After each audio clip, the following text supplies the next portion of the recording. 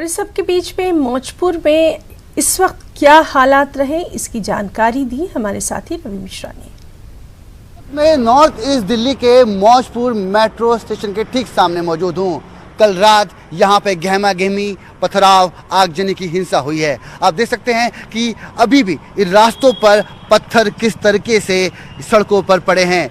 लोगों ने पथराव किया है और इस पूरे इलाकों को तोड़ने फोड़ने की कोशिश की है। ये देख सकते हैं कि सड़कों पर किस तरीके से यहाँ पर सुरक्षा बल, पुलिस यहाँ पर तैनात हैं और पूरे डिवाइडर पे जिस तरीके से रेलिंगें थी उसको तोड़ दिया गया है और यहाँ पत्थर जगह जगह पे पत्थर पड़े हैं और पूरी जगह को यहाँ पर नुकसान पहुँचाने की कोशिश की गई है। जान माल का काफ़ी नुकसान हुआ है। देख सकते हैं आप कि शोरूम है और इसके कांच के शीशे टूटे हुए हैं और इस तमाम इलाके में जो कि कल रात यहाँ पर काफ़ी हिंसा की खबरें आईं, पथराव हुआ, आगजनी हुई।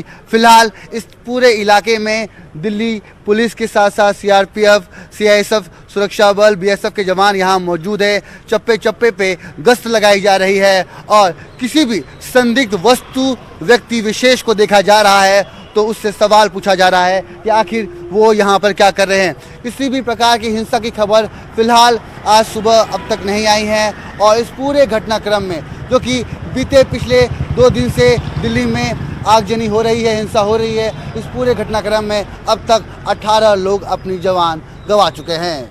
नई दिल्ली से कैमरा पर्सन वैभव के साथ मैं रवि कुमार मिश्रा, न्यूज़ 18 नई दिल्ली।